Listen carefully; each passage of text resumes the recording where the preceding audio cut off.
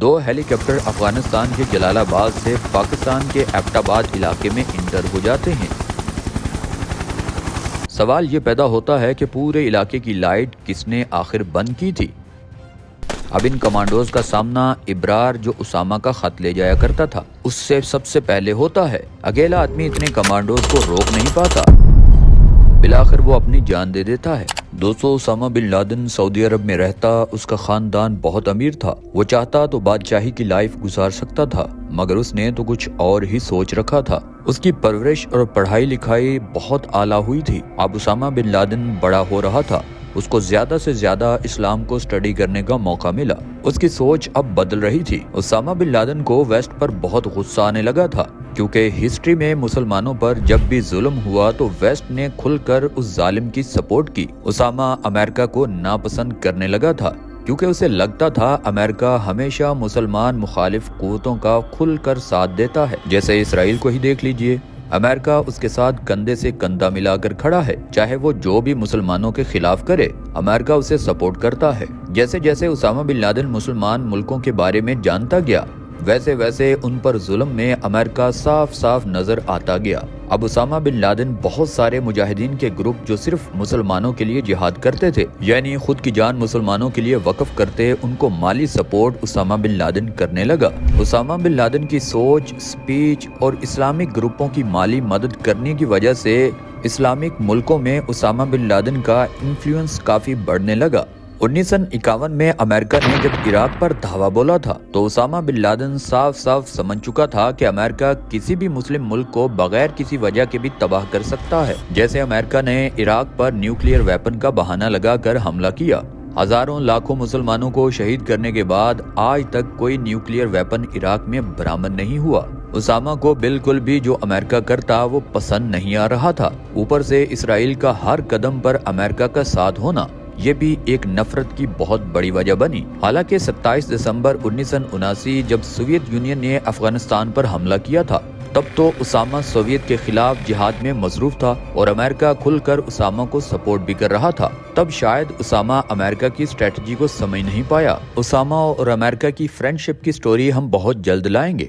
امریکہ بہت زیادہ پیسہ پاکستان کو دیتا اور یہاں سے مجاہدین کو افغانستان میں لڑنے کے لیے پاکستان بھیجتا۔ اس میں اسامہ بن لادن پوری دنیا سے مجاہدین کو افغانستان میں اکٹھا کرنے اور ان کے مالی اخراجات کی ضروریات کو پوری کرنے میں اہم کردار ادا کرتا۔ امریکہ کو اندازہ ہی نہیں تھا کہ کل کو اگر کوئی اور ملک بھی مسلمانوں کی سرزمین پر حملہ کرے گا تو یہی اسلامک ریزسٹنس گروپ اس کے ساتھ بھی جہاد کرنے کا اعلان کر سکتا ہے۔ اور امریکہ کو یہ بھی لگتا تھا کہ جس گروپ کو ہم نے اتنا سپورٹ کیا ہے، کل کو وہ ہمارے خلاف کیسے جا سکتا ہے۔ سوویت تو افغانستان سے نکل گیا، مگر اب اسامہ اور امریکہ آمنے سامنے آ چکے تھے۔ امریکہ اسامہ کو اب راستے سے ہٹانا چاہتا تھا، کیونکہ اب اس کی امریکہ کو کوئی خاص ضرورت بھی نہیں تھی۔ مگر ہوا کچھ یوں، 1997 میں اسامہ بن لادن امریکہ کے خلاف فتویٰ جاری کر دیتا ہے کہ جیسے سوویت کے خلاف ہم لڑے تھے ایسے ہی امریکہ کے خلاف بھی ہم جہاد کریں گے۔ 2001 کے حملے کے بعد اسامہ نے امریکہ کے لوگوں کے نام ایک لیٹر بھی لکھا تھا۔ اس میں تفصیل سے لکھا تھا کہ امریکہ کی گورنمنٹ اسلام کے خلاف ہمیشہ رہی ہے، پوری دنیا میں جہاں بھی اینٹی اسلامک کام ہوتے ہیں امریکہ اس کے سامنے یا پیچھے سے اسے ضرور سپورٹ کرتا ہے۔ اسی لیے ہم نے امریکہ کو یہ سزا دی تاکہ لوگوں کے مرنے کا دکھ امریکہ بھی سمجھ سکے۔ اس لیٹر میں اسامہ بن لادن نے صومالیہ میں مسلمانوں پر ظلم کا حوالہ دیا۔ چچنیا میں جب مسلمانوں کو مارا جا رہا تھا تب بھی امریکہ رشیا کا دشمن ہونے کے باوجود مسلمانوں پر ظلم کی سپورٹ کرتا رہا۔ اس کے علاوہ بھی بہت کچھ امریکہ نے جو مسلمانوں کے خلاف کیا اس کے بارے میں لکھا گیا۔ اسامہ بن لادن امریکہ پر 9/11 اٹیک کے بعد یہ اچھے سے جان چکا تھا کہ سعودی عرب کبھی بھی امریکہ کا پریشر برداشت نہیں کر پائے گا۔ سعودی عرب کسی بھی وقت امریکہ کے حوالے اسامہ بن لادن کو کر دیتا۔ حالانکہ اسامہ کا جنم سعودی عرب میں ہی ہوا تھا، مگر اسامہ کو سب سے سیف جگہ افغانستان لگا اور وہیں وہ رہنے لگا۔ امریکہ نے افغانستان پر اس وقت طالبان کی جب حکومت تھی تو دباؤ بڑھانا شروع کر دیا کہ اسامہ کو ہمارے حوالے کیا جائے، مگر طالبان نے صاف صاف انکار کر دیا اور کہا کہ اسامہ بن لادن ہمارا مہمان ہے۔ آخر اب امریکہ خود کو سپر پاور کہلاتا اور اسے برقرار رکھنا بھی چاہتا تھا، امریکہ اپنے اتحادی ملکوں کے ساتھ مل کر افغانستان کے ساتھ وار ڈکلیئر کر دیتا ہے۔ اب افغانستان کے چپے چپے پر امریکہ اور اس کے اتحادی بمبوں کی بارش کر رہے تھے۔ امریکہ نے CIA کی کئی ٹیمیں بنائیں جن کا مقصد تھا اسامہ بن لادن کو زندہ یا مردہ گرفتار کرنا، مگر اتنے دن اتنا بارود برسانے کے باوجود امریکہ اسامہ کو ڈھونڈ نہیں پاتا۔ اسامہ بن لادن اصل میں کوئی موبائل فون استعمال ہی نہیں کرتا تھا، یہ بات CIA بھی جانتی تھی۔ اسامہ تمام اپنے مجاہدین کو انفارمیشن پرانے زمانے کے طریقے سے بھیجتا، یعنی کوڈ ورڈ خط کے ذریعے اپنے لوگوں تک انفارمیشن پہنچ جاتی اور وہاں کا کمانڈر یہ ساری چیزیں سمجھ بھی جاتا۔ حالانکہ ایک بار تو تورا بورا جو افغانستان اور پاکستان کے ساتھ پہاڑ ہیں، وہاں اطلاع ملتی ہے امریکن فورسز کو، اور امریکن فورسز اس علاقے کو گھیر کر بمبوں کی بارش کر دیتے ہیں۔ دراصل جرمنی، برطانیہ اور امریکہ اور اس کے ساتھ کئی ملکوں کی ایئر فورس افغانستان میں لڑ رہی تھی۔ اس خطرناک لڑائی میں القاعدہ کے 200 فائٹر مارے جاتے ہیں، پورا افغانستان جل رہا تھا۔ اسامہ کو بچنے کے لیے بالآخر پاکستان بھاگنا پڑتا ہے۔ اب امریکہ میں براک اوباما پریزیڈنٹ کی کرسی پر بیٹھ چکے تھے۔ براک اوباما کی زیادہ تر election campaign Osama bin Laden کو پکڑنے اور انتقام لینے پر تھی، مگر CIA کی اتنی کوششوں کے باوجود کئی سال گزر چکے تھے مگر اسامہ کہیں نہیں ملا۔ ان کو اب تک یہ بھی نہیں پتا تھا کہ آخر اسامہ چلا کہاں گیا، مگر اب کچھ بڑا ہونے والا تھا۔ شک کی بنا پر CIA کو ایک آدمی کا پتہ چلتا ہے جس کا نام ابو احمد الکویتی تھا۔ جب CIA نے اس پر نظر رکھی تو اس کا اصلی نام تو کچھ اور ہی نکلا، یعنی اس کا اصلی نام ابراہیم سعید تھا۔ کہا جاتا ہے کہ ابراہیم سعید خفیہ طریقے سے اسامہ کا خط اس کے جنگجوؤں تک پہنچاتا۔ اب CIA کے پاس ایک کوریئر آ چکا تھا جس کا پیچھا کر کے اسامہ کا پتہ لگایا جانا آسان تھا۔ اب آتا ہے 2009۔ CIA کو پتہ چل چکا تھا کہ یہ آدمی ایبٹ آباد میں آتا جاتا ہے، ایبٹ آباد میں کچھ نہ کچھ تو خاص ہے۔ CIA نے ابراہیم سعید کا پیچھا جاری رکھا۔ ایبٹ آباد میں ایک ہوٹل نما گھر کے اندر یہ شخص چلا جاتا اور وہیں پر کئی دن گزارتا اور اس کے بعد وہاں سے نکل کر چلا جاتا۔ اس ہوٹل نما جگہ کے آس پاس لوگ بھی آتے جاتے رہتے تھے، یعنی لوگوں کا رش لگا رہتا تھا، مگر گھر کے اندر کوئی بھی نہیں جاتا۔ اسی لیے CIA کو تھوڑا شک ہو گیا۔ اب وہ پراپر سیٹلائٹ سے اس گھر پر نگرانی شروع کر دیتے ہیں۔ وہاں پر ہر شخص کے آنے جانے پر سیٹلائٹ سے اس کی پکس بنائی جا رہی تھی اور جس کی پکچر بھی آتی اس کا پتہ بھی لگایا جاتا اور آخر کون ہے اور یہاں کیا کر رہا ہے۔ بالآخر اتنے لوگوں کا ڈیٹا اکٹھا کرنے کے بعد CIA کو پتہ چل چکا تھا کہ اسامہ یہی ہے، کیونکہ القاعدہ کے کچھ لوگ جن کی تعداد 1 یا 2 ہو سکتی ہے وہ بھی سیٹلائٹ میں آتے جاتے نظر آ رہے تھے اور وہ خط لے جانے یا لانے کا کام کر رہے تھے۔ اب CIA کو پتہ چلانا تھا کہ جو شخص اس گھر کے اندر رہ رہا ہے اس کا پتہ چلانا بہت ضروری ہے کہ وہ اسامہ ہی ہے یا کوئی اور، تاکہ CIA آپریشن کر سکے۔ اب پاکستانی ڈاکٹر کو بھاری رقم دی جاتی ہے۔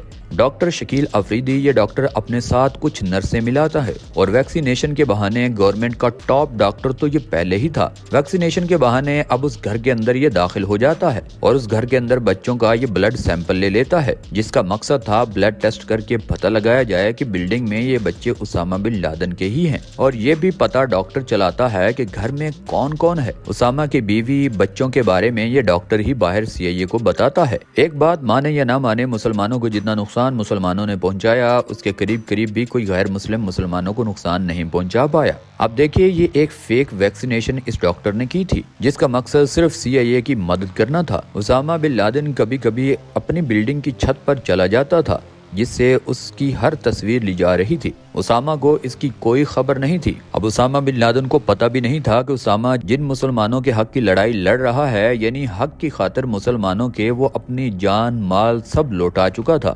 افسوس تو یہ تھا کہ وہی مسلمان لوگ اس کی جان لینے میں اہم کردار ادا کر رہے تھے۔ CIA اب اس گھر کی 3D اینیمیشن بنا کر پورا آپریشن کرنے کا پلان بناتا ہے اور پریزیڈنٹ اوباما سے شیئر کرتا ہے۔ فوراً پریزیڈنٹ اوباما اس آپریشن کی منظوری دے دیتا ہے۔ اس بات پر تھوڑی بحث ہوتی ہے کہ اس آپریشن کی خبر اس وقت کی پاکستانی گورنمنٹ کو دینی ہے یا نہیں، مگر اس وقت آپریشن ٹیم کو یہ بتایا جاتا ہے کہ پاکستان میں امریکن ایمبیسی یعنی ایمبیسڈر سب سنبھال لیں گے، اس کے آگے کچھ نہیں بتایا جاتا۔ آخر آتا ہے 1 مئی 2011 رات کے تقریباً 11 بجے 2 ہیلی کاپٹر افغانستان کے جلال آباد سے پاکستان کے ایبٹ آباد علاقے میں انٹر ہو جاتے ہیں۔ اب CIA ڈائریکٹر اور پریزیڈنٹ اوباما لائیو اس آپریشن کو دیکھ رہے تھے۔ رات کے لگ بھگ 1 بجے کمانڈوز اس گھر کے اندر داخل ہو جاتے ہیں۔ سوال یہ پیدا ہوتا ہے کہ پورے علاقے کی لائٹ کس نے آخر بند کی تھی؟ کیونکہ پورا علاقہ اندھیرے میں ڈوبا ہوا تھا۔ امریکن کمانڈوز گرنیڈ سے پورا دروازہ ہی اکھاڑ دیتے ہیں۔ اب ان کمانڈوز کا سامنا ابرار جو اسامہ کا خط لے جایا کرتا تھا اس سے سب سے پہلے ہوتا ہے۔ وہ اکیلا ان سے بھڑتا ہے، پورا علاقہ گولیوں سے گونج اٹھتا ہے۔ اکیلا آدمی اتنے کمانڈوز کو روک نہیں پاتا، بلاخر وہ اپنی جان دے دیتا ہے۔ اس کی بیوی بھی مزاحمت کرتی ہے مگر وہ بھی اتنی ٹرین نہیں تھی، دونوں ہی لڑتے ہوئے جان دے دیتے ہیں۔ اب اوپر والے فلور میں ابو احمد الکویتی جو اسامہ کا خاص آدمی تھا اور کوریئر بھی تھا، وہ بھی لڑنے لگتا ہے اور تھوڑی دیر کے بعد وہ بھی مارا جاتا ہے۔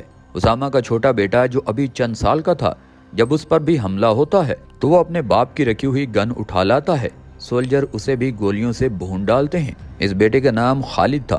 آخر اسامہ تک یہ سولجر پہنچ چکے تھے۔ یہ سولجر پہلے اسامہ کی بیوی پر فائر کرتے ہیں، اس کے بعد اسامہ بن لادن کے سینے میں کئی گولیاں اتار دیتے ہیں۔ سوال یہ پیدا ہوتا ہے کہ آپریشن کئی گھنٹے چلتا رہا، گولیوں کی آواز کئی کلومیٹر تک سنائی دیتی رہی، آخر ہماری سیکیورٹی فورسز کہاں تھی؟ اسامہ کی خبر پورے امریکہ میں پھیل چکی تھی، پریزیڈنٹ آفس میں جشن منایا جا رہا تھا، مگر ابھی تک ہماری نمبر 1 انٹیلیجنس ایجنسی کے ناک کے نیچے یہ سب کچھ ہو رہا تھا اور اسے خبر تک نہیں تھی یا اس خبر کو چھپایا جا رہا تھا۔ اسامہ کی ڈیڈ باڈی سولجر ساتھ لے جاتے ہیں۔ اس وقت کے آرمی چیف اشفاق پرویز گیانی تھے اور اسی کی کٹ پتلی وزیر اعظم تھے یوسف رضا گیلانی اور پریزیڈنٹ تھے صدر آصف زرداری۔